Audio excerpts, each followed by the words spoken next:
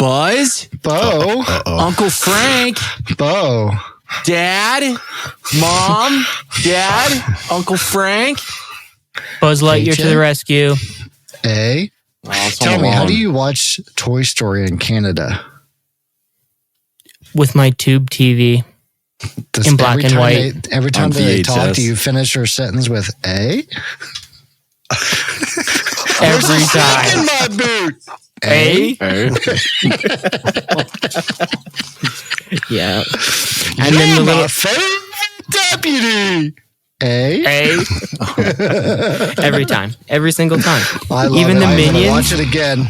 Even the little alien dudes, when they're like getting popcorn and all that, they all say A at the end of it. Oh. Mine? A? The clown. The clown. A? What about subtitles? Does it pop up in there too? Gain down a little bit. You're clipping to hell and back. Yeah, you're the one that made me turn it up. Well, because I think everything's broken. Everything's broken. Yeah, it must have hooked up to my sound system. Is that better? You let somebody work it at Octoblast? Yeah. Wow. I just listened to that episode today at work, actually. Where he was bitching about that. Oh my God. Probably let Bo touch it. No, surprisingly, I wasn't anywhere near. Bo was touching Nate's stuff. My radio was going off like, "Hey, Bo, can you come back to the table?" There's something going on with this mic.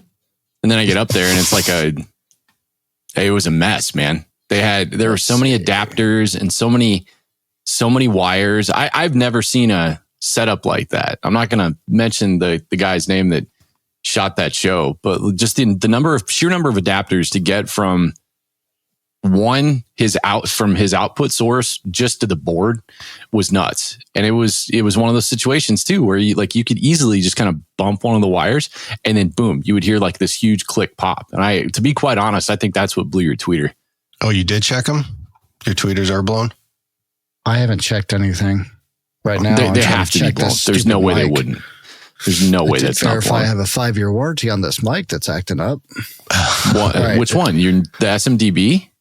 Yeah. Well, somebody told me the other day, it's like, your mic sounds weird, but you told me to gain up and it went way down. Then the problem is when we do this banter, I think before we ever start doing the episode, you get really close like this. Yeah, you get from it like I'll tell you to gain up or down, and then you put the mic where it belongs, and then you start to talk, and then I can't tell because then it's too loud. You say that everything I say is wrong when I'm telling you what I'm doing. It's not working.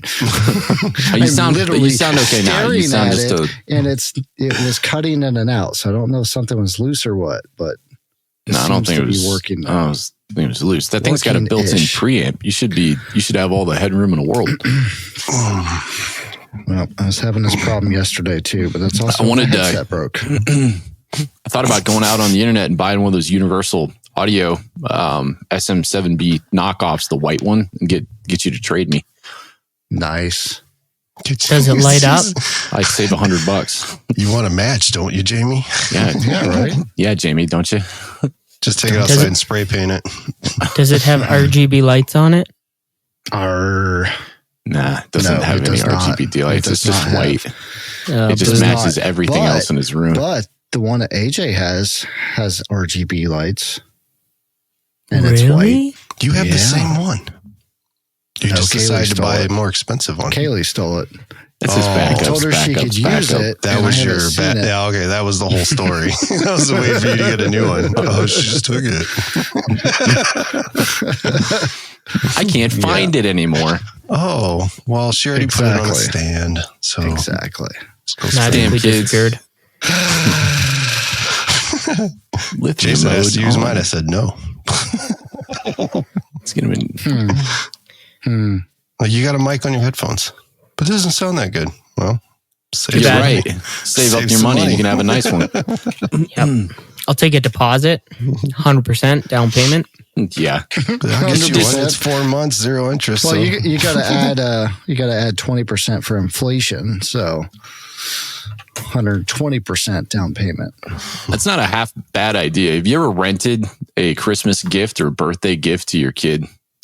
I don't have a kid, but my mom did this to me when I was young with Final Fantasy VII. So I needed to play it. So I needed to play it. You needed to play it. You were that That has desperate, never been. Yeah.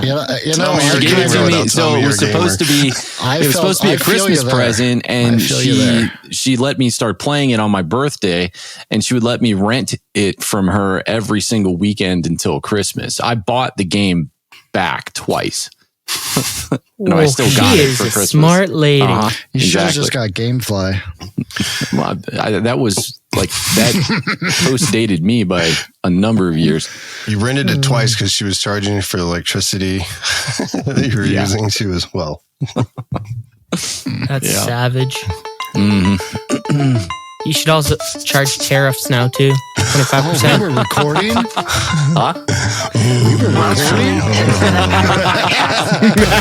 Where Posey, AJ, and Jamie ignite your passion for pyro musical show design while testing the very limits of your capacity for stupid.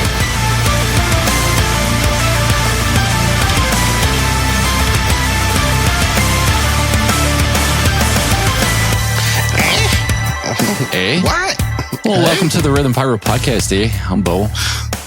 That's AJ. Hey. Hola. That's Jamie. Hey.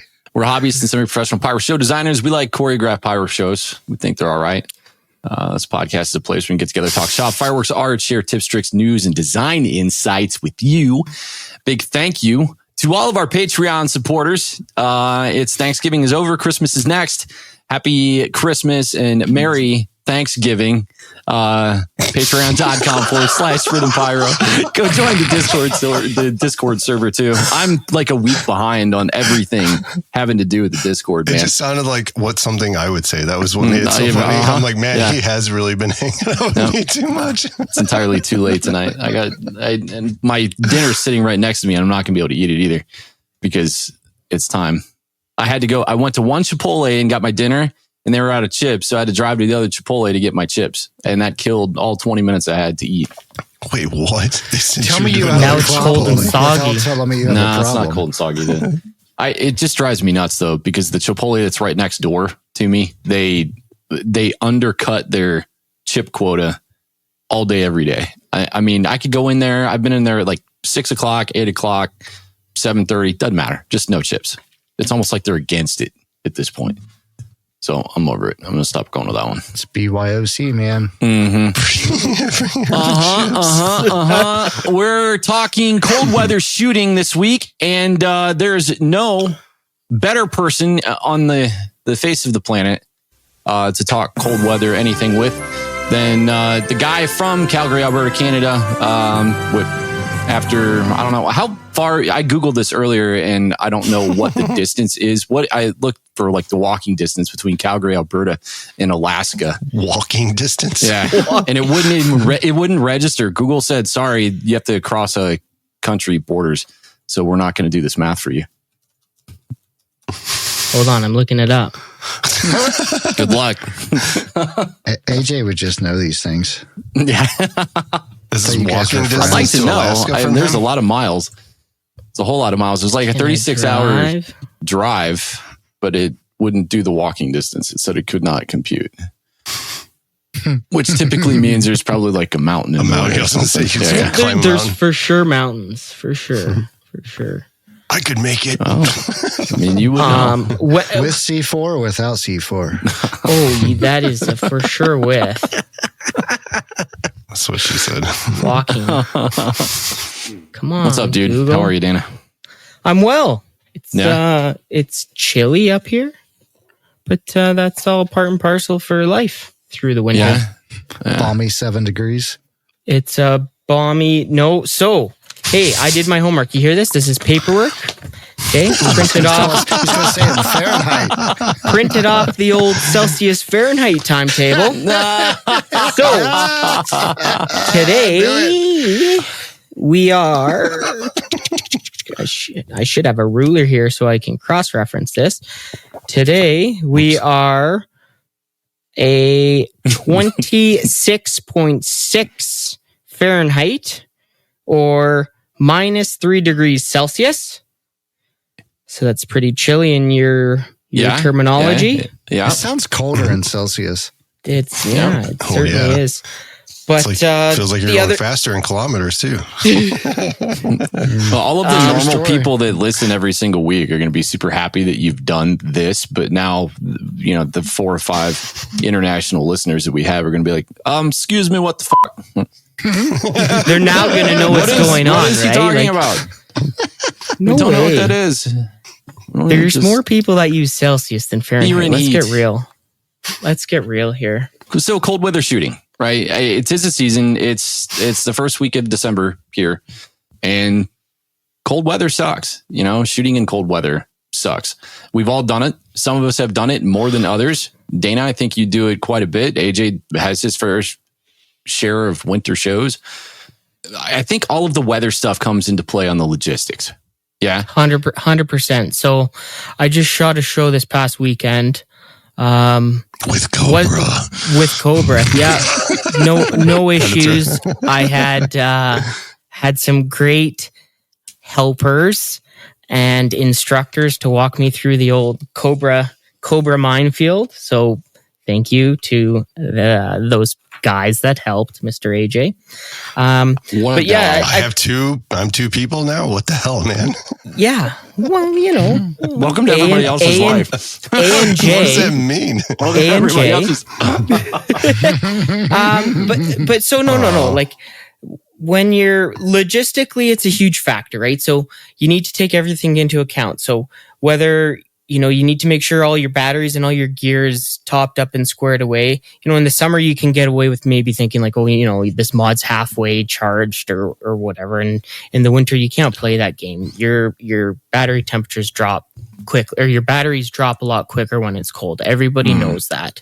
You're not going to be leaving your modules or your field units out all day long. You're gonna have your most streamlined production. So for the most part, you're going to be putting everything on slats, and you're going to be using, like a DB25 cable. So then you can just plug your mod in, last minute, and then fire off your show. You're not going to be plugging directly into your modules and queuing off that. And, just 4 hours stuff later, you're firing it off. Actually, how long did you wait to plug yours in? Because that's not... not everybody can just wait till last minute kind of thing.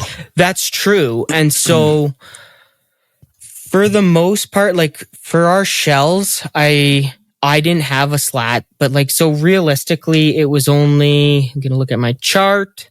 It was only we'll call it 5 degrees Fahrenheit. So minus 14 Celsius.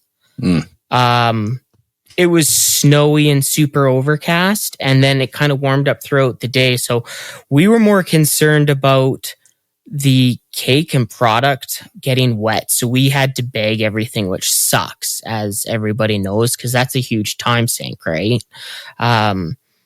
So as kind of our day went through, I wasn't really worried about the mod freezing. It was out for probably 4 or 5 hours. Battery didn't move an inch. Minus 14 or 6 degrees Fahrenheit. I'm not worried about that. It's when you're getting into the minus 20s, or that's for you guys, that's minus 13 Fahrenheit, right? That's cold.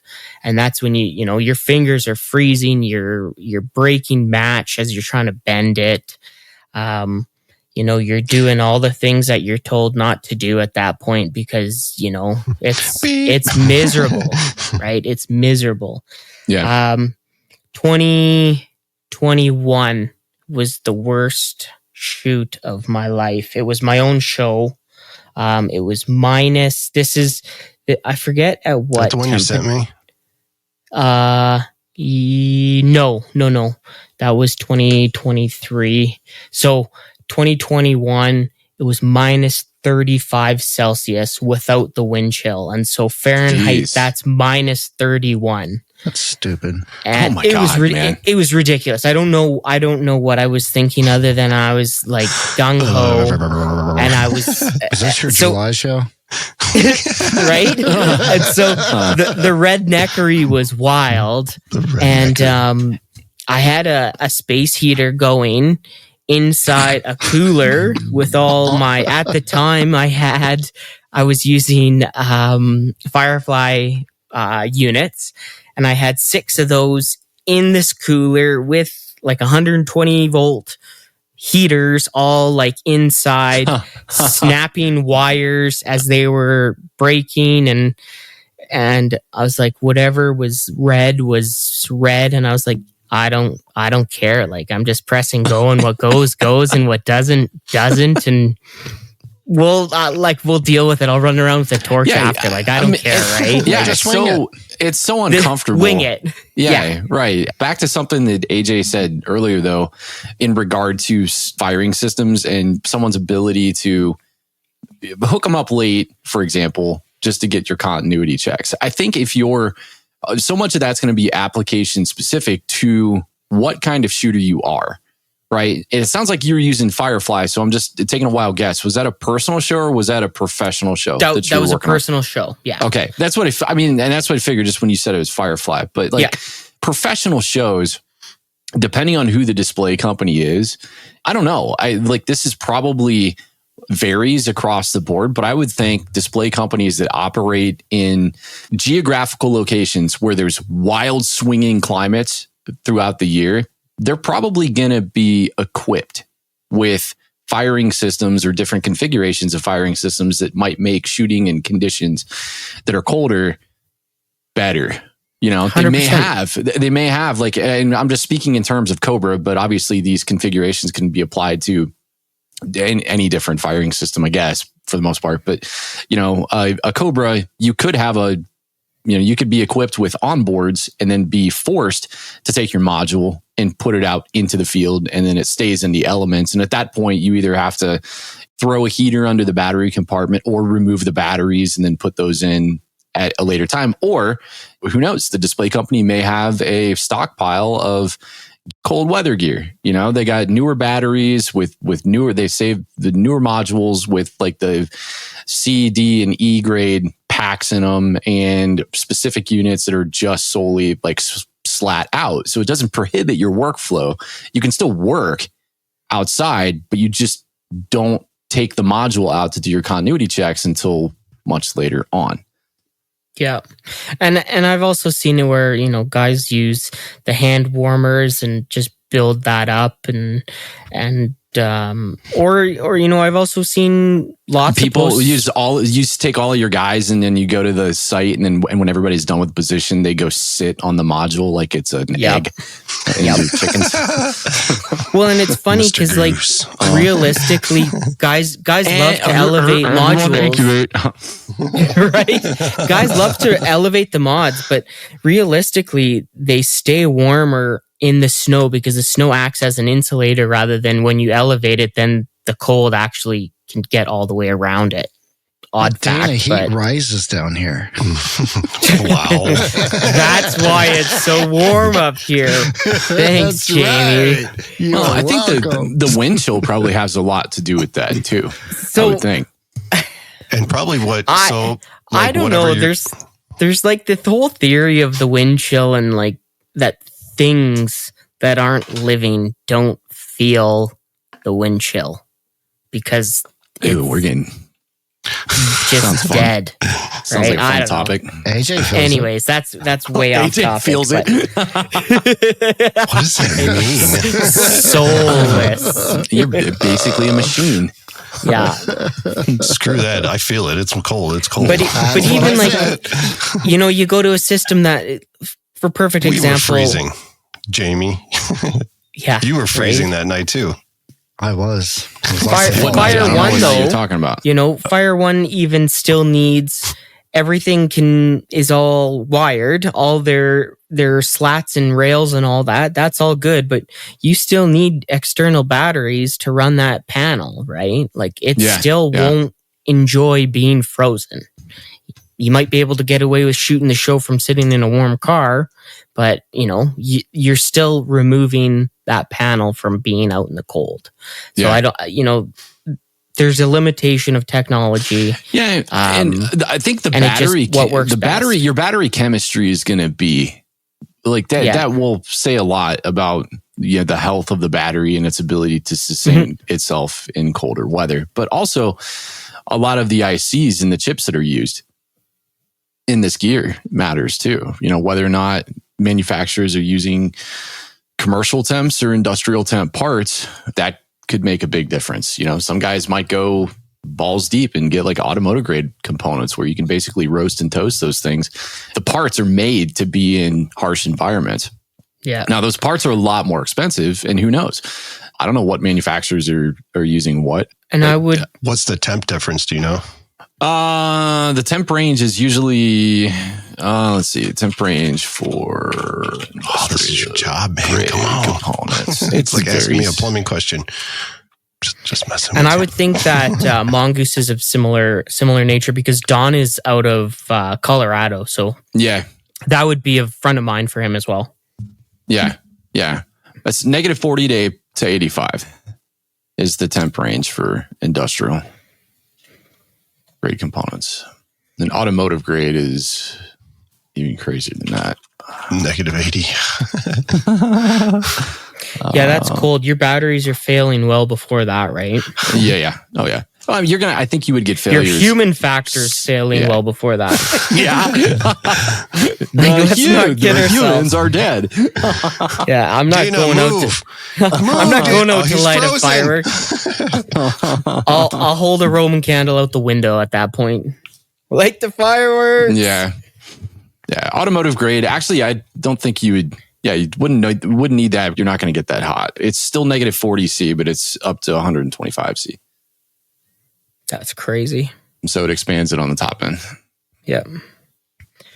So no, and I think the bigger thing is I think the gear now is so robust. Because its technology's advanced so much that in the early days the technology was so dumb or primitive that it wasn't an issue in the temperature range.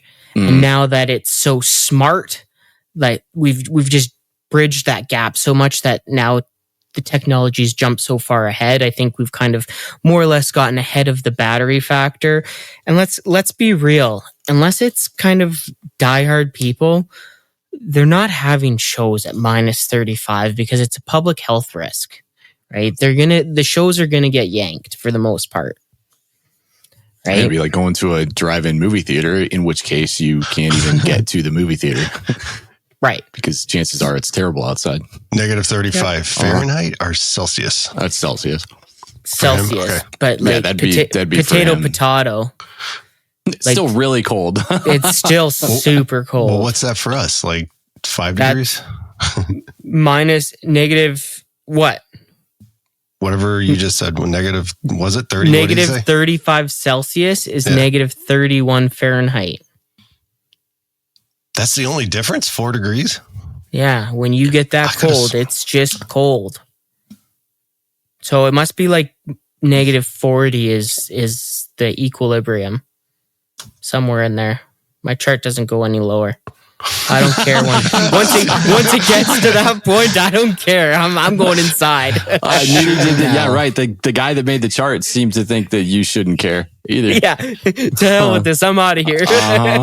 That's such a weird swing. So like I just put in -5 Celsius to Fahrenheit and it's 23 degrees. So that's like a huge jump. But when you're like -35, it's -30 Fahrenheit. That's such a weird concept. Yeah. Yeah, you guys should just get with it and join Canada already. Yeah, we need to. You guys will be there soon. You'll be part of America. Yeah, I've heard some rumor like that. Hey, you'll get some better fireworks. Yeah, maybe. You can come down here and you can do all the illegal stuff that you want, and then you're more likely to be pardoned. Just make sure you know somebody who's in office. Right? Make sure you know a guy. Know a guy that knows a guy. Have you ever, when you go up to, have you ever been out on sites like that site you were talking about where you're doing the Firefly inside the cooler, just to try to keep your hands warm, all the gear warm and stuff? Have you ever taken not just protective clothing and insulated clothing, obviously that's a duh, but like tents and stuff. You ever taken like a big tent with walls to try to like keep the wind chill out and put like a space heater or something in there? Obviously it'd be harder to work, I'd think, but somebody had posted on a forum on like a Facebook group and they had something like that. Like they had a chill spot inside of a tent. And I would imagine they were in a remote enough location to where they didn't have access to their vehicles, right? Because I would think that that's probably that's the first place that I would go if I was super uncomfortable on a site. I go straight to the car. But if you don't have that, you don't have the truck, you don't have the car, or the truck is full of product still, and you're just looking for some place to hang out and break the wind. Truck, trailer, whatever. Yeah, right. Yeah. Have you ever seen that on any of your professional sites, or have you guys ever been out in conditions? I have. Or like the what are they called? The ice fishing huts. Those are common because they're like reflective and hold heat. The biggest thing is like just breaking the wind, right? Like that's at that temperature, like even a windbreak, that's the biggest thing. So even when if you can dress, my biggest thing is you need to dress in layers because you're going to get a sweat on when you're dropping racks and setting your racks up. And then you're going to stop. And when you start doing your shells or your cakes or whatever, then you're going to get cold again. And so you need to be able to like kind of adjust your clothing based upon that. Because obviously you don't want to get too hot that then if you sweat or whatever, then you're going to be up creek, right? Yeah. So I dress in a lot of layers, and then you want to make sure that obviously you have a longer shirt on that, you can tuck it in so the wind's not going up your back, because there's nothing worse than freezing to the core. And then you still got to be outside for another, 6 hours. Yeah. It's nothing worse than a shoot site joker that just comes up and shoves some snow down your pants. Yeah. That's who did not that? Cool. No, nobody ever did that. It sounds like something I'd try though. Oh, right. So when you go out, curious. So do you do it where you come up with all your clothes that you're going to wear on, and then, or do you come out as least dressed as possible and then add layers? It depends on how. He starts naked and he goes outside and licks his finger and then sticks it up in the air. Well, sometimes I just start in my birthday suit and then I have my crapper hat on. All right, I'm gonna wear pants tonight. I'm meaning you work outside too. Living too. So you go out with one Carhartt hoodie, and a long sleeve Under Armour kind of thing, and then as it gets colder, as you're progressively doing stuff that you're not moving, you just add clothes to make it so you don't sweat.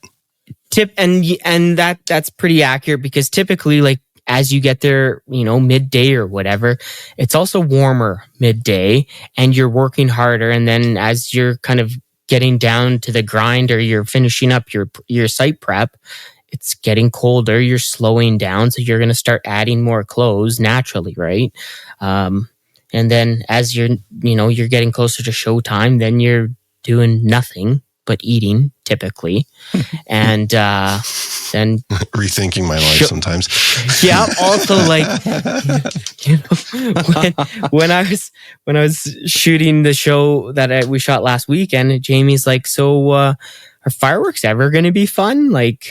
This is not." She looked at you and said she's still waiting for that to happen. Right? Yeah. The 2 shows that I brought her to, she's like, "Yeah, okay. So when are we going to have a fun one?" I'm like, "Yeah." I liked our relationship better when you would just invite me to the show and I showed up, 15 minutes before it started. So everyone you took her to, it's been freezing cold.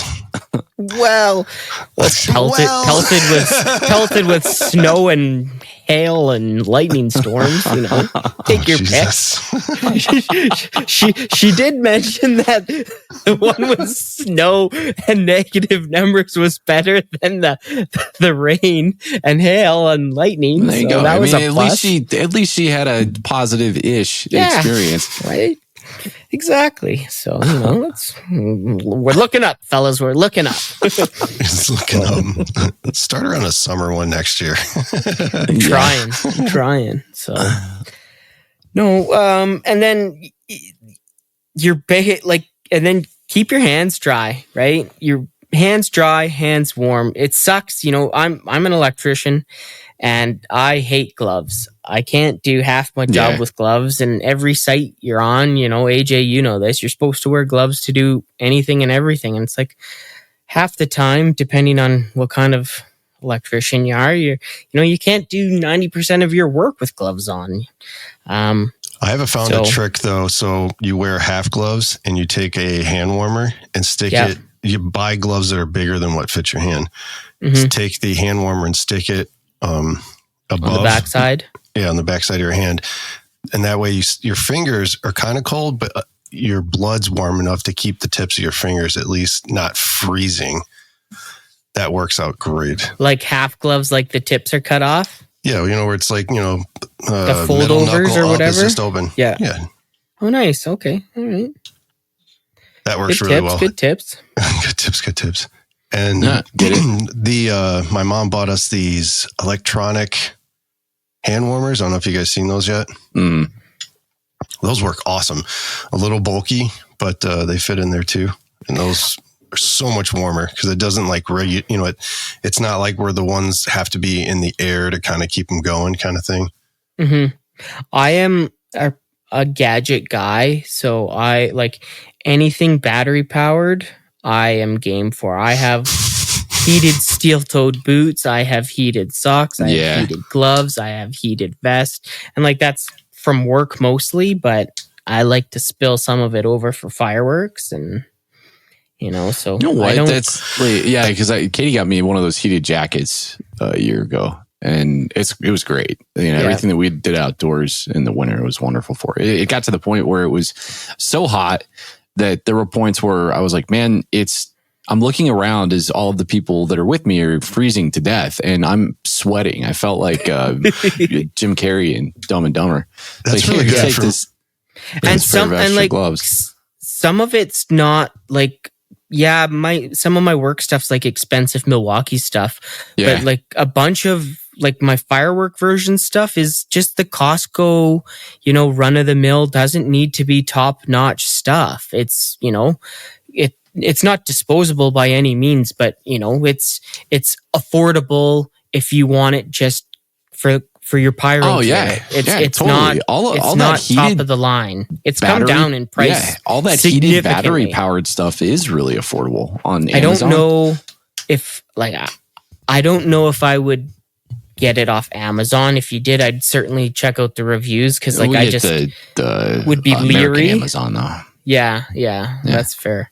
Hey, but which jacket do you have? Because I was actually just looking at those, and I'm so curious, more opinion on what you said. How cold was it outside? And you were like, okay, I'm warm. Because every time I read the reviews, I'm like, all right, this sounds good. And then some people are like, didn't warm me up a bit, blah, blah, blah. And it's like, okay, it's one bad review, bunch of good ones.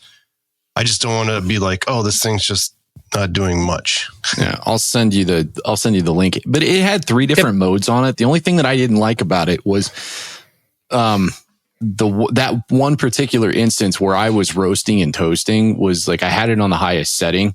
The battery only lasted 3 hours or something like that before it bit it. But by the time that 3 hours was up, I mean, when I took my jacket off, you should have seen the sweat stains under my armpits on my sweatshirt. It was crazy bad. But with the battery powered stuff, I never thought about this, but gloves, just the nature of battery powered heated gloves when you're working with eMatch. Obviously you probably wouldn't have the gloves on when you're working with eMatch, but I can potentially see myself being apprehensive to mess around with Match with battery powered gloves on. And I looked for some, and I don't even know if they only make one set that I found that were glove or fingerless that you can use. The rest of them are all, So you wouldn't be able they're to touch completely match anyways enclosed. because you couldn't even grab it. You'd be like, I can't do it. All the engineering marketing experts of the world are like, they're sitting around the table listening to some idiot go, wait a minute, you're telling us you want battery powered gloves and you want them to be as hot as possible, but you want them to be fingerless? Think about what you just said. And no electric. Yeah. And speaking of the hand warmers I was talking about earlier, I was curious and I found some that were on sale and I didn't get them just because I don't know this. So everybody uses hand warmers for Cobra, on the battery side when they're going to be out in the winter, really cold weather. But would that affect any like signal or something because of the electronics that are in that thing? It made me like really curious about that. Yeah, exactly. Like, I'm not sure. What frequencies does it give off and would it affect any of because it's sitting right there next to everything. Yeah, I don't know that. I mean, I don't know that it would radiate so much electromagnetic noise that it's going to affect any RF bands.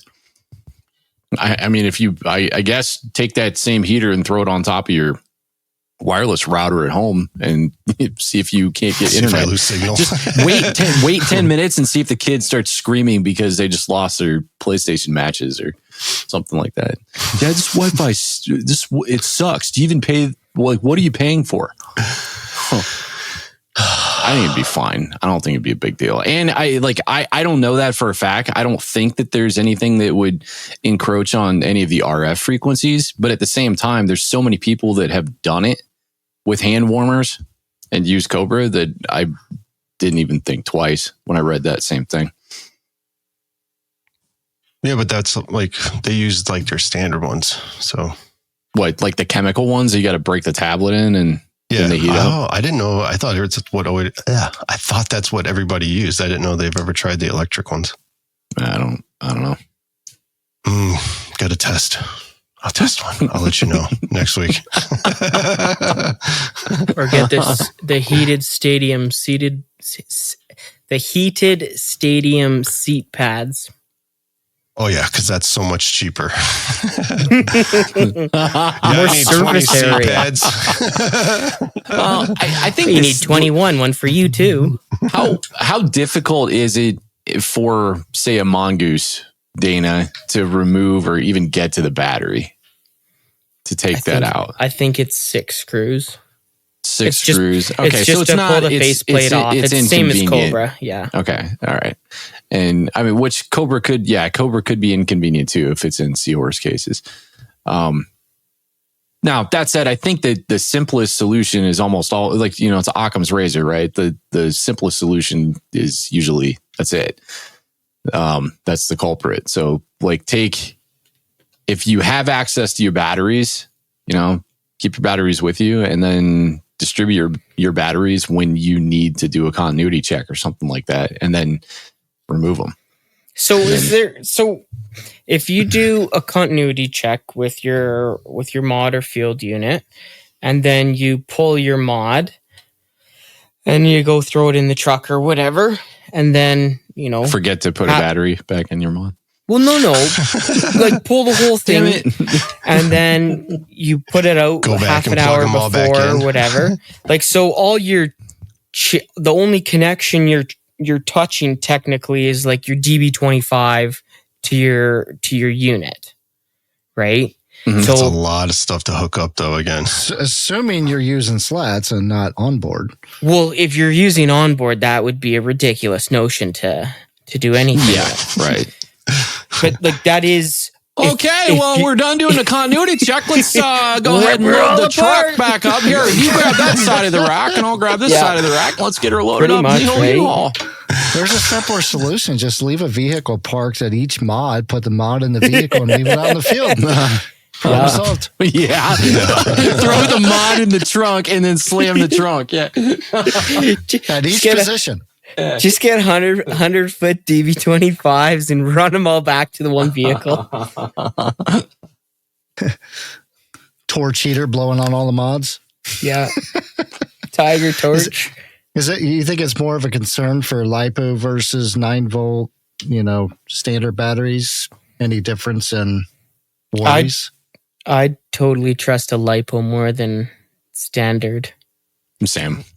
I think the official, and again, I'm talking just from my experience with Cobra because I really don't know anybody else's firing system, but I don't think any of the other firing systems are actively using standard batteries. But the 9-volt batteries, I think the official position is, use your Energizer batteries. They trust Energizer more than they do Duracell. They're just not sold on them in cold weather. That's funny. Because when I used Firefly, they said the only battery that they trusted was Duracell copper tops. So who knows? Yep. But yeah, no, at this point... It's different though, because I know what you're talking about, Bo. They talk about the Energizer Industrial though, because they have a higher output. So it's not your standard Energizer. Oh, I see what you're saying. And I don't know. I mean, I think so much of it has to do with the draw in the system. And especially for modules, right? Field modules are going to constantly be sucking amps to fire Qs. So eventually they're going to hit a threshold, but just the science of those batteries and the chemical composition of like a 9-volt, I am a lot more apt to trust the LiPo than I would a 9-volt battery in extreme conditions like that. I don't even like it's like just being me, and like I'm not poo-pooing on 9-volt batteries at all, but like I wouldn't want to use a module with a 9-volt battery in it in good conditions. Fair. That's because we fire so quickly. Yeah. On your Cobra mods, you guys have posts to hook up external batteries. Is that standard? Yes, it comes standard now. So you could use like a external gel cell or something like that at each position in cold weather, in theory. That's right, baby. No, my car. Just leave the car out there. But yeah, pardon? Gel batteries have a lower rating for cold? Yeah. I don't know. Jamie, don't you got a gel battery for your trailer, right? What's yours at? I have a LifePo in my trailer. Oh, okay. Did you say LifePo? LifePo. It never dies. It's like lithium phosphate. I can't remember what it is, but it's not it's not a LiPo. But I have an AGM. Oh, you mean a Lifey? Yeah. I have an AGM in the truck and the trailer. So AGM and gel VRLA dry cell can deep be cycles stored. Only stored in -35, -30 Fahrenheit. So I don't know what's normal temperature. Only. It can only be stored in that temperature. Anything hotter and it blows up. Yeah. When you take it home, you have to put it in the fridge. It says it. It's like the in the freezer. You gotta put it in the any freezer. salsa that you open up, it refrigerate after opening. 35 Tundra. We call them the Tundra batteries. Let's switch gears really. Let's switch gears from firing system to actual product, because Danny, you kind of hit on it earlier that you guys are worried about. You're worried about the product getting wet, so which makes sense. I mean, you're shooting in the snow, and snow is like water. So you take your product and you put it in a bag. I mean, what do you guys do in cold weather when you guys shoot? Do you guys, are you solely looking at like rain conditions, or if you're snowing, like how do you prep product? And do you find yourself doing it any differently in colder weather than you do when it's nicer out? Always shot shows where the product was on plywood. It's never actually touched the ground. And if we were going to snow or something like that, we would just cover the whole thing in plastic at that point. But that's a benefit that we have, where I know Dana is different because he had to drive to his site. So it's not like he could carry that much stuff with him.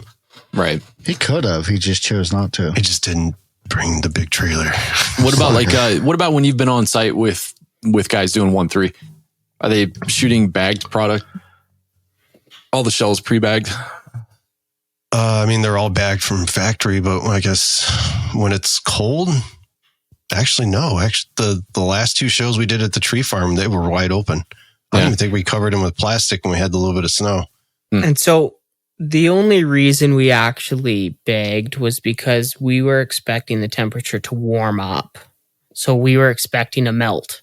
Otherwise, typically I wouldn't care. Yeah. Because like unless your product is in a warm vehicle and you're putting it out in the snow and it's going to melt as it kind of cools down, and then you might have a wet, soggy base, which can happen. It doesn't matter if snow gets on it. It gets on it. Nothing's going to happen to it, right? Mm-hmm. It's more of we were concerned. We were expecting snow to fall, and we were expecting it to warm up. So both of those were kind of bad. That's essentially rain, right? So you'd bag in rain. How do you stabilize your racks, Dana, in snow? So our shell racks are aluminum. They're called Jericho racks. And so we have H frames, and then our mortars are all in racks, so to speak, in vertical holders. And then there's pins. There's like an L pin with a cotter pin in it. So the rack stands vertical. And then there's 2 L pins on each end that goes into the H frame that sits horizontally. Mm-hmm. And so then I can pitch my racks like vertically to do like, say, a 2-pin or a 4-pin offset, depending on my winds and everything else, if I need to adjust my angle of shooting the shells. Does that make sense? Yes. So that's what we do for shells. And then candles, same thing. So we have a candle rack, but we always shoot candles straight up, like whatever pattern we're shooting the candles, but the pitch vertically is always straight up, because you don't need to pitch a candle either direction, right, unless you're real close. And then cakes, I have holders for cakes depending on kind of how big they are. If they're monsters, like, they're not going anywhere. If they're little guys, we'll block them. If it's it's in the snow, like this show we just shot was in the city's snow dump. So we had mountains of snow, and so we just dug holes everywhere and went on our merry way. So it was pretty convenient, honestly. Now, where's that 4-inch pot at? Well, with every shot, it got about 6 inches deeper. 6 inches deeper. It was when it started. Yeah. Yeah. So interesting. Doug does the pods, right? So he's got a big base platform, foundation. It's pretty solid, I would imagine. But we've never shot in the kind of snow that Dana shot in. Where what'd you have, like 14 inches there or something like that? You said, right? No, like we had just gotten fresh snow, and so they had just gotten what did they get? So they got 1.5 meters. So what is that, like 1.5 meters? 4 feet? Yeah, somebody knows. Okay, this. we had like 4 inches. Okay. Yeah. Yeah, a little bit of a difference. So your racks were buried. Well, no, because it was all plowed. But like it was powder, and as the weather was warming up, it was turning to slushy, heavy junk. That's why we were bagging it, right? So because it was kind of starting to turn into muck. And then they refreeze. Your racks are like secured, till the next day. Yeah, it was gross. We pulled everything out that night because we didn't want to deal with it being frozen in. I was like, no thanks. And the snow's actually, I mean, when you don't have that much snow. Yeah. It's kind of nice to set up because you have something that you can use actually to level like your one-shot racks. The bigger racks, you still got to use wood and stuff to do it. So you just we basically just built them and then just kind of picked them up and smashed them down a few times to get something solid base, and then leveled them how we needed to after that. Mm-hmm. Yeah. My only caveat with fresh snow is if you have like a decent base underneath it, and you have to do like if you're doing a city show and you have to have a relatively good cleanup. Like if you have I had like a leaf blower with me, blow off all everything. Every little piece, every piece of garbage just shows up. Blow off all your fresh powder, let all your junk fall on your hard pack, so then you can rake it all up. Because raking up fluffy white snow is miserable. I'm like, I think we had like 4 bags of like snow, and I was like, this is stupid. I would definitely say that's one of the most extensive cleanups that me and Doug ever had to do. It was terrible. After that last tree farm show, because like you said, you see it everywhere. It's not like everywhere. It's in grass where you're like, oh, you leave those little small pieces of cardboard. Out of sight, out of mind. Yeah, it's like now it's like as much as possible. Those are the shoots. Those are the shoots where you just pray that it's going to snow overnight, and you're like, please, like even an inch will be great. Between now and when they open. Yeah. Jamie, you remember how bad it was on New Year's, right? We were doing cleanup. I remember New Year's like a nightmare. Freaking, you walk and your foot breaks through 3 inches of ice and a foot of snow, and then you trip over your footstep because it's frozen in place. The racks are so cold, your fingers are frozen. Everybody loves a New Year's show, eh? It was brutal. It was brutal. What's weird though is we were sweating our butts off setting it up during the day because it was so nice. But then when we got done, so cold. We had to go clean it. It was like all that snow melted on the top layer, and then it froze the top 3 inches. Oh, that was bad. It was so icy that when we were setting the racks, the one-shot racks that were on plywood, we would set them down and they would just slide around. Oh boy! You could kick it from position 1 to 5. So we were like, all right. It made it easier though. It was like, hey, here comes 2. Yes. Slide it down. Got it. Hard. I'll tell you what, when we set the drone up, just to get the drone up, oh my God, the air blowing down was so cold. Oh, I could imagine. Home Alone those boards before you left. Just took a hose to them. I'm going to show Jamie. This will be funny. You wait. Oh God! Oh my! I'll tell you what, the fireworks look so nice on the glistening ice. There's nothing better than a winter show because the air is so crisp. Yeah, and dry. Like they just crack so hard and so bright. The colors have because they have so much more time to burn. There's no water in the air to kind of douse them out faster. Oh, yeah. And you don't need to worry about burning things. Yeah, it's true. Sometimes you still got to worry about it because it's still dry.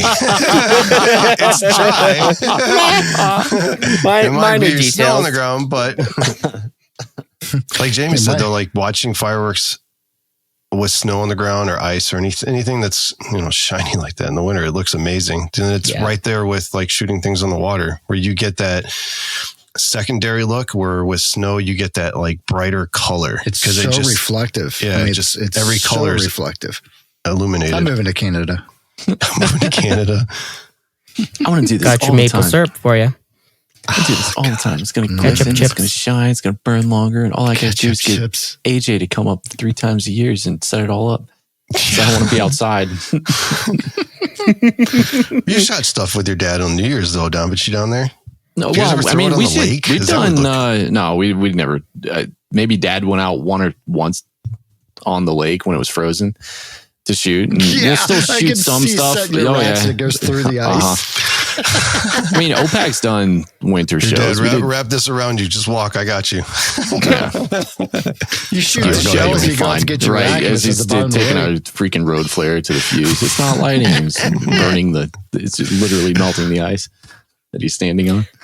Does that lake freeze over like actual freeze?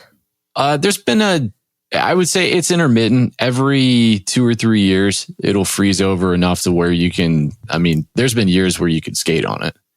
It was so frozen, but it's not, It's not gotten like that probably in 2 seasons. Apparently, Like 3 this years is the ago year. was it'd be nice. I welcome it. It's a lot of fun when it's frozen.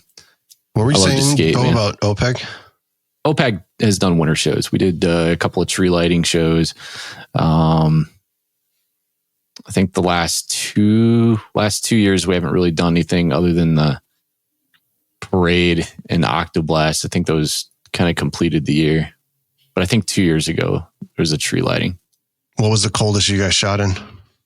The coldest is almost always New Year's. OPEG's stuff was probably November. I think they did tree lighting in Chillicothe.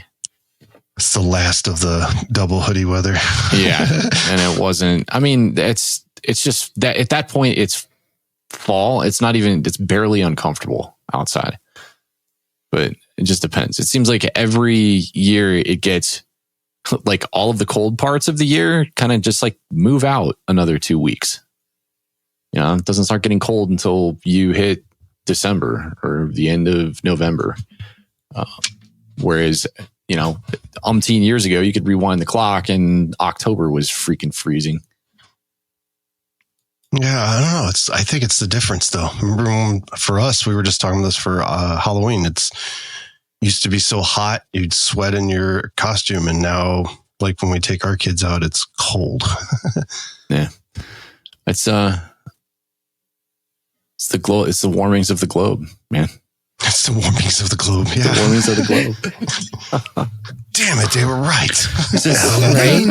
Super cereal, you guys. Canada's like, I don't know what you guys are talking about. It's cold. Yeah, It's cold up here. And don't so forget you guys that are afraid of man, bear, pig. We actually have that. Yeah. Right? And you need more time for setup because you need to go in and warm up. Oh, yeah. Yeah. Don't forget that.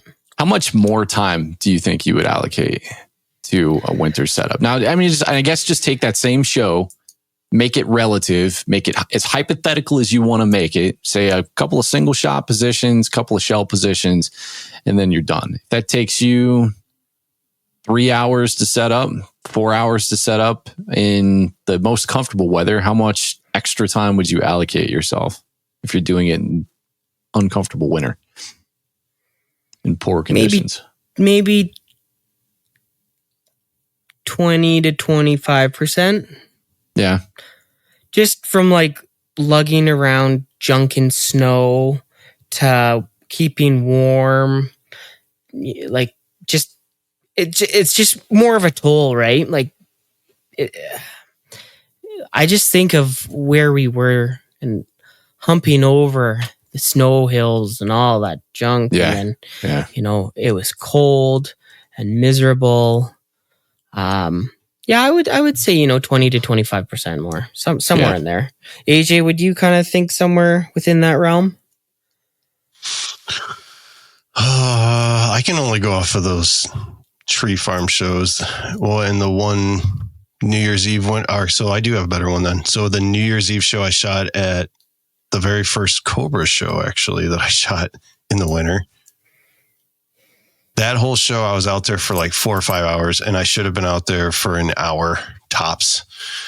But I was freezing, and I wasn't using quick plugs, so it was every wire was plugged in right there on the spot. How much was like, were all your one shots pre-prepped and all that, or no? I didn't have one shots then. That's before I had pro license. Oh, okay. I was tearing cakes apart and single shot in the actual cake to make Shots. shots. Way worse. Way worse. That's miserable. I would have put my hands up and said, "Enough is enough. I'm out of here." I actually Show's remember canceled. I called Amber. I'm like, "Are you gonna come help me?" And she's like, "All right, hold on a minute." And then my brother-in-law and my wife's mother's husband came out. Text She's message like, back. they're out there in their Cold t-shirts. outside. They're like, "Did you need some help?" I'm like, "No, you guys can go back in because you won't make it 5 minutes." So I called Amber. I'm like, "Hey, you really need to come out here because I know you know how to do this." He works really hard. He works really hard, Grandma. It's probably, to me, I think washing it's machines. double the time, depending how intricate your setup's going to be, I guess. I think that's fair. At it. Like if you're ripping cakes and all that, yeah, that's for sure. I mean, like the logistics and the transportation, like there's a lot of things that always seem like they're going to take longer just because natively, you know, when you're uncomfortable, you're probably going to move slower too. Mm-hmm. And you're think slower. Yeah, right. You think slower, move slower. You're going to be more encumbered because, you know, you've got 15 layers of gear on too. So yeah, I don't know. Just like allocating extra time seems like sound advice. That's also flip side too, right? Sorry, Jamie. Oh, you're good. Jamie, I mean, how long did it take us to set up that New Year's show? And what do you think it would have taken us if it was not cold? I think it should have taken us a couple hours, but it took a while. I mean, longer than we were like, this is killing us. It took way too long. It didn't help that it was cold in the garage. It was cold outside. There was never a point that we actually could just get warm. But the other thing to think about is cables. You know, if you're using cables, you got to keep those warm or they're going to be stuck in the curl position. So keep those someplace warm until you're ready to actually put them out in the shoot side. If you don't, you got hours of just throwing out your cables so they're actually manageable too. I forgot about that. Yeah, good call. Pulling them out. We're like, extension cables. The cables are like sticking together. We're like yanking on them. We're like, dude, this is ridiculous. Hey, like there you go, Bo. spring. Take one of your cables and throw it outside and see what happens to it. I wonder if those. See what? Yeah, throw it How out. flexible You the kidding me? I'll casing throw is. it out in the backyard and forget it's there until How my many lawnmower pieces guy can mows it over it shatter next into? April. Yeah, I'll remind you. That's just like you know, in hot weather, right? It's an adder. Same thing with cold. It's an adder. They're both exhausting either way. I'll take the hot. Yeah, I've always said I'd rather sweat my balls than freeze them. So I don't know. That's well, this has been okay. This has been good. We got to do. Let's see. We're at an hour. We got to do cake talk. Cake talk. Yummy. We've got Den from Den Fireworks. Hi, buddy. What's up, everyone? How you doing? Welcome back. what's up, man? Welcome back. You've met Dana, Canada, haven't you? We have talked on Facebook a little bit. I have been admiring his slats lately, but haven't really talked to him, no. good day, sir. Other than another mongoose person. We're slowly taking over here. I like this. All right. See? And here we go. One goose at a time. Now, like, I was talking to Nate today, and I'm like, dude, like, all the firing systems are great. Like, pick which one works best for you. You know? And so much of it's Which application based, dude. It's all. Oh, I'm sorry, Dexter Nate, who rocked PGI with AJ. Yeah, Nate's meat. Yes, I have not experienced his meat either yet. Nah, I was so close. He just took it away. Well, everything was just too wet, you know? Yeah. His meat? Yeah. Savulating and then nope. Taken away. All right, so we're doing Cake Talk. And if you haven't been around for Cake Talk, we revitalized a couple of weeks ago. Den is obviously a YouTuber. You can check him out at Den Fireworks on YouTube. Den is our fireworks subject matter expert. What was the acronym that you used for that? The SME, right? Yeah, that's a SME. The SME, yeah. There's not a better man for the job. So take it away, dude. What do you got for us this week? Well, welcome back to the second Cake Talk. For a lot of you who didn't make the slog through the Simpty one, this might be the first. Go back 2 episodes ago, fast forward to like the last 20 minutes and enjoy. So I'm still trying to figure out what I want to do for this one or this series. And today I kind of went with a theme. So I'm starting with Spiral Vortex by Fox Fireworks. You're blowing my mind, baby. I've never heard of that before in my life. A lot of people haven't, and it is a 25-shot cake that is all tourbillons to a blue break. Huh. It's 200 grams, It is angled. It does 5 rows of 5, with the last row being a faster finale. And if you like spinny things going up in the air, it's a great little cake. The tourbillons go up about the same height as a 1.75-inch canister shell, so you've got good height on it. And it's a 200-gram cake that you don't need a Pro Cert for to get a fun effect to bring into the show. Actually, that looks really good. It reminds me of, what's that 76 Proline cake that's like this?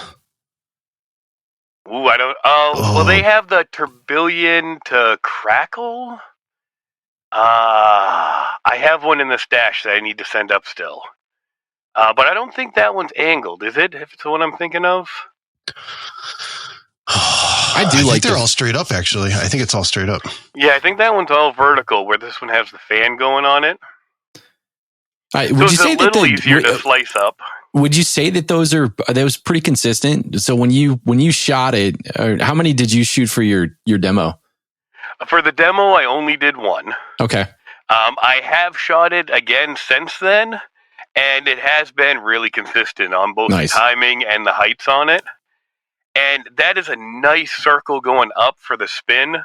It's a good look. The crowd has always loved it.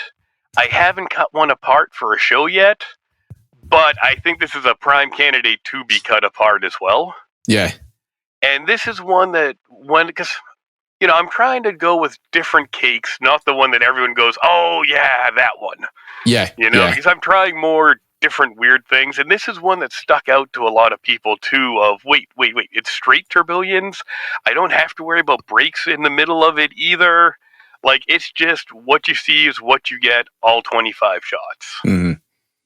Well, tourbillons, too, they kind of offer like this weird departure from reality in the rising effects. A lot of times in your rising effects, you're so used to just a static effect. You get so used to the same old stuff. Mines, comets, something like that. Something that has a trajectory, and the trajectory is what it is, right? When you get things like whistles and hummers, when you get tourbillons, like you're getting this added movement.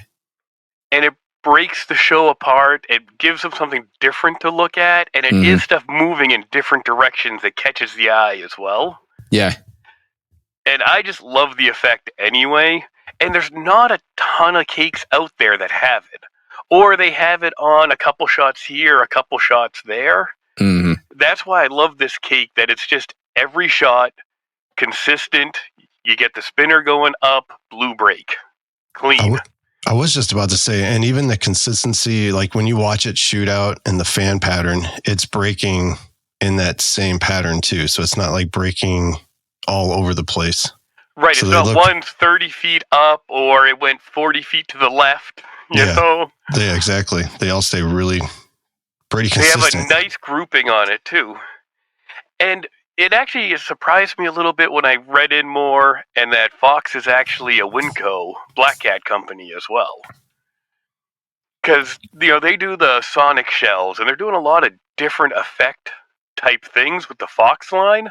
Yeah, I've never heard of these people. Right. But it's actually, it's a Winco brand and Black Cat. Oh, interesting. What's that compact? If you buy it wholesale. I have not bought a case of it yet. Okay. Let's 200-gram cakes are notorious for being a stellar value in wholesale when you're buying them wholesale. Yeah. I'm sorry for being a little more unprepared for this one, dude. Again. There's been a lot going on. It is a 12-1 pack. 12-1? Sweet.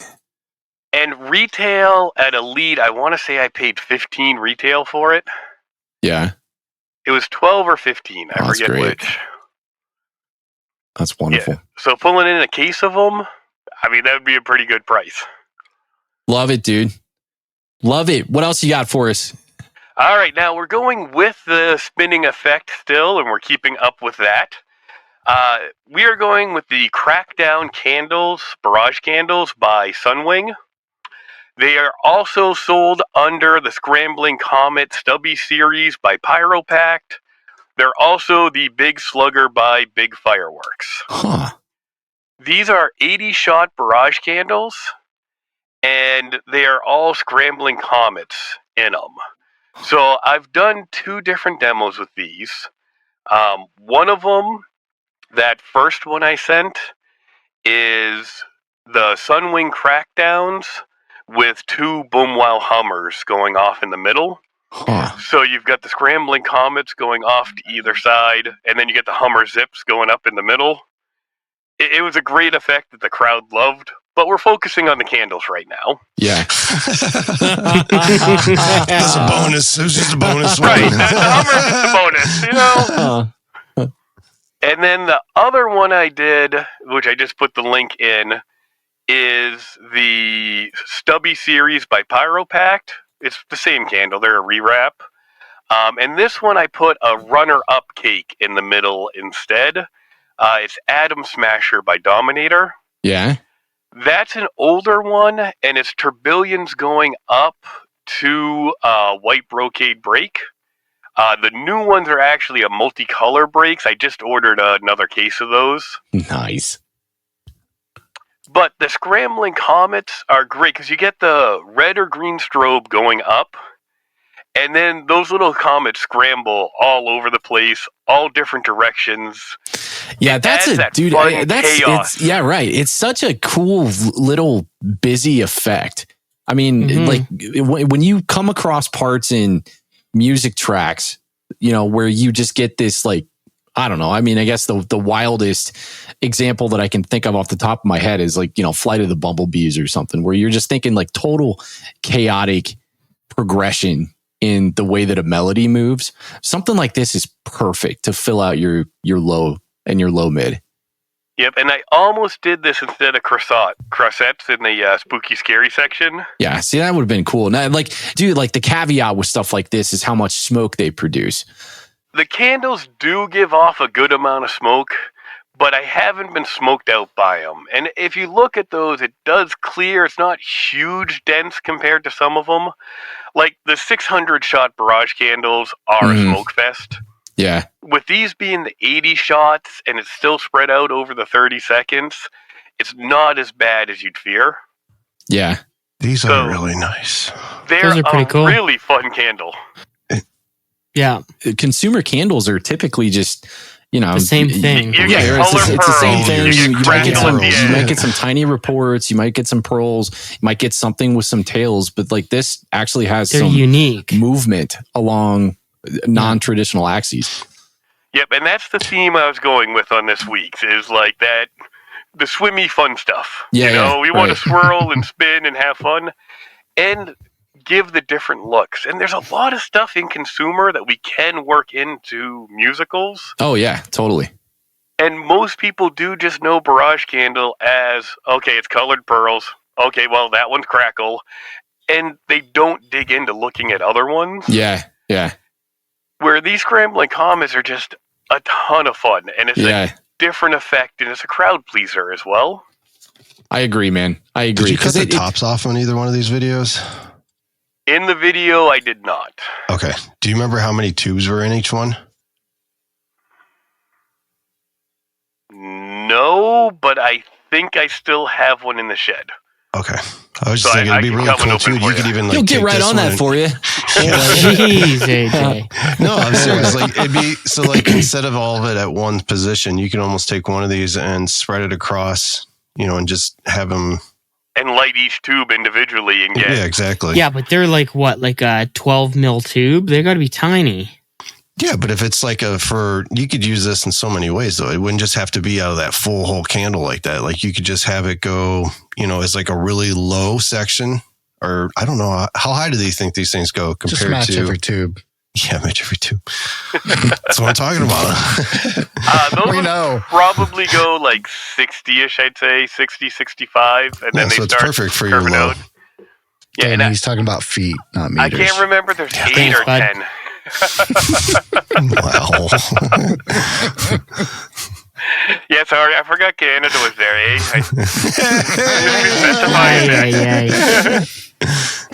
I appreciate all you guys just thinking of me here, Always. keeping me in the loop. Hey, you know, you wear your Canada with pride, man. Look at those slats. Love them. I got to. Those are pretty epic. Yeah. Can't believe CJ wants me to auction them off with a field unit already. I'm good with that, man. I don't have enough field units as it is, and now you guys want me to sell them? I'm going to buy one, and when I get it, I'm going to immediately drill a hole in it and hang it on the Christmas tree right next to the ornament that you got me. I thought you were talking about a module. I'm like, that'll go over like a lead balloon. That's Jamie money there. Oh, get this And thing a out of the tree. mongoose on the Christmas tree. Yeah, right? What are we doing lucky at the tree legit. here? Thank you very much, Den. I dig it. I like how we're spending some time on some of the non-traditional consumer stuff that we wouldn't normally think to use. You know, like my brain gravitates so much toward 500 gram cakes. I often forget about the 200 gram cakes. I very, very often overlook a lot of the smaller novelty type stuff. And you can use those things so effectively in shows. Yeah, and I try to be cheap where I can. So, I mean, on the channel, I'm always pushing 200 gram cakes because the right 200 gram cakes really are. 3 of those are going to be cheaper and better than a 500 if used right. Yeah. Oh, yeah. You know, and if I use can the whole save case some for money, less. right. So, and for this one, I really tried to dig back and make sure we had more of a unique look because I almost picked a couple cakes that, you know, they're great slice ones. They've got comets, they've got mines, but we want to go different too. You know, we want stuff to stick out more. Well, and I think that's where designers can really differentiate themselves is leaning more on traditional consumer product. Because your pro lines will always stick out like a sore thumb. I mean, you see something shot, and you know right away you're going to know one, it's pro line, and two, you can probably ID it just from looking at it if you watch enough of the stuff. The stuff that tends to surprise you the most winds up being the little sub segment things that you can find inside of consumer items. Right, and this lets you fill in that lower area better as well. And let's just have fun with it all, you know? Oh yeah. Oh yeah, Den, thank you so much. Appreciate you. That you didn't have anything else for us, right? Just those 2? I had those 2. 3. I do have 3 technically. Well, yeah, there's a kind of bonus mention. If you can't find one brand, you can find the other. I do have one cake that I have not published yet that I sent up a couple weeks ago that I'm really torn about if I could find a spot or how I feel about it. That I was going to give you guys a little sneak preview on that one. And see what you think of a different effect. But this isn't out for the public yet for main consumption. I haven't published it, you know? We're all about FOMO here. Well, because this is, it's a weird effect. And I like it, but I don't know if I'd use it in a show because of the crackle burst. Yeah. But it's a very consistent round burst with a comet coming out of it. And it definitely looks different. This is Soaring Circus by Heavyweight, which is American Wholesale Fireworks house brand. Oh, cool. And like I watched the demo for it that they had, and I was like, all right, I got to get this to check out. And yeah, like I don't know, like I like it. It's one of those 350 grams. Yeah, this is a 350 gram. You know what it reminds me of? It reminds me, if it didn't have the crackle, dripping color. Kinda for that comet coming out, but like the dripping with color, you get the whole rising effect that goes up, and then it like arcs down as well. But like the comet brightness is there, where these kind of go in any direction when the break happens. So it's kind of like the Rock U comets that are in their breaks, but it's coming out of that little crackle cloud instead. So I'm yeah, you're right. I can't really get over how symmetrical those are. Oh, they're a perfect little round crackle ball. They almost have to be like a ball, like an actual ball shell crackle. Just again, take, because I like tearing stuff apart. I mean, you could take 12 them all cakes apart. at once. 12 cakes at once. Spread across the line of or sped up. 11 positions. I mean, but it's a really clean effect too. That I'm like, It's super clean. Stuff like this is what you can really show off your mastery of timing and product on. I mean, yeah, and I get it. There's a stigma with Crackle, and nobody likes it. Blah blah blah blah blah blah. I love Crackle, personally. In a pyro musical setting, if the music calls for it, use it. If the music calls for it and you hear something there, you hear noise there, then utilize the noise that you got. And this is like Crackle is just, it's different. But this cake, it's almost like I don't want to say it's quiet crackle because no crackle is quiet, but the nature of that. But it is softer. Yeah. Then the nature of the accompanying effect in the meteor that comes along with it, you can really show off your ability to time your product in the secondary effect. I think it's because it breaks so symmetrical. It gives it like the softness of that crackle. Mm-hmm. Yeah, so it's an interesting cake that really stood out to me when I sent it up. And I was like, I wonder what the guys will think of this one. Yeah, and see if you've seen it. Yeah. Shooting something like this and then not seeing it first, it'd be one of those cakes where I'd shoot it and then I'd be standing there with my hand on my hip for the first 3 or 4 shots. What was that? What do I think? I'm just in a state of, I don't know how to feel about this just yet. I think I'm on round 4 of watching this, and I'm still. I've been sitting here timing it out actually to find pre-fire on it, so it's actually pretty decent for a pre-fire. It's super unique. Like I got between 2:15 and 2:25, so within like a tenth of a second between most of those shots. That for breaking time for till the crackle, from the time it left the tube to the time it hit the actual crackle. Yeah, and the differentiating factor in each and every shot is obviously the color of the meteor that accompanies the crackle on the break. Does it repeat? What's that? No, yeah. I mean, it's just like red, green, or green, red. I don't know which one it started on. Oh, it is red, green, or okay. Yeah, it's yellow or something. Oh, yeah. Sorry about that. Oh, sorry, AJ. I was being serious. It's red, green. Oh, It's yeah. a colorblind joke. No, I totally forgot about the colorblind. I was like, dude, yeah. Oops. Yeah, it's Christmas Mexican colors. Yeah. Well, in that case, this is actually awesome then, because then this is a great Christmas. We were just talking about that. Yeah, you could totally use this for Christmas themes. And because you have a mix of 2 different effects that are in one cake, tearing those apart and, creating other elaborate shapes in some of your runs, that's totally doable too. What's the colors on the breaks at the end? Or is it red and green too? It's red and green. Yeah. The actual breaks? Yeah. So what's green? The break it's not really the break. The hue that you're seeing is the hue that's coming from the star. Oh, you're talking the finale row? Yeah, finale row. It looks like what? Goldish comets with red tips? They're red strobing, rising effects I'd call those palms. I just call them palms with red and white strobing tips. I don't mute it though. It doesn't look like there's any crackle in there. Yeah, but then that's correct, right? There's no crackle in there. No, it's just in the finale row. Yeah. Cool. Yeah, it's just a little bit of sizzle from like that strobe. Yeah. Yeah, I think that's what it is. I like that cake actually. Yeah, that's sweet. I like that. It's almost like it just adds another dimension to dripping color.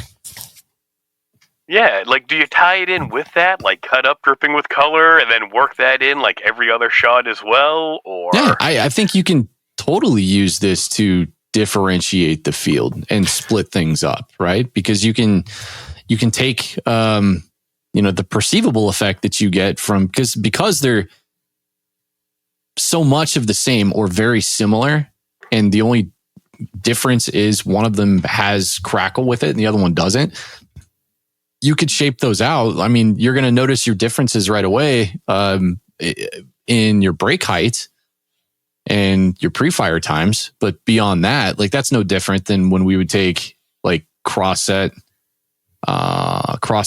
meteors and then shoot those with regular meteors, right? But then, almost like interlace them or put them so like it was just like one of those effects where it would go off and then everybody would think to themselves, oh, I just saw a volley of nothing but red meteors.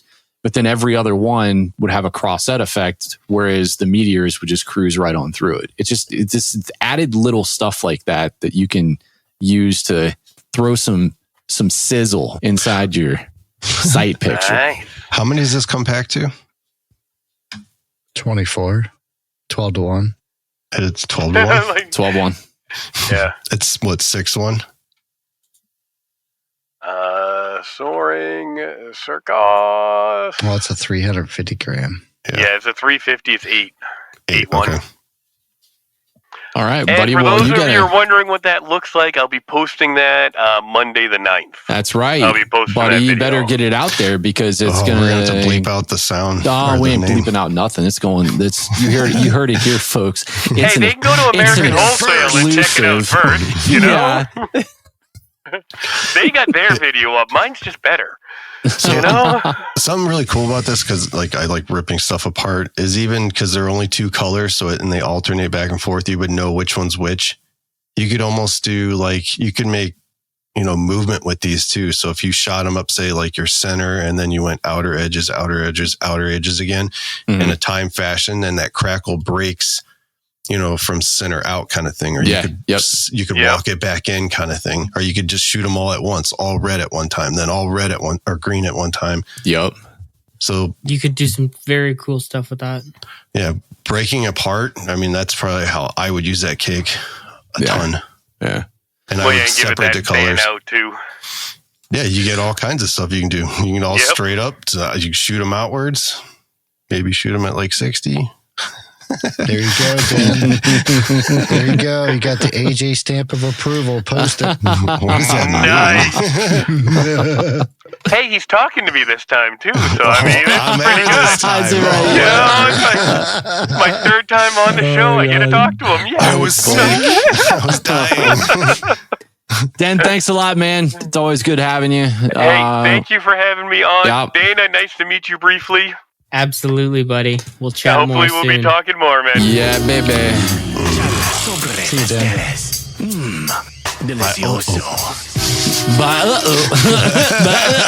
I looked up. I'm like, nope, ain't doing it. Yeah. Check out your tongue. Yeah. Oh my God. Okay, gonna Dana, save thank it. you so much for stopping by. It's always real. It's always real educational.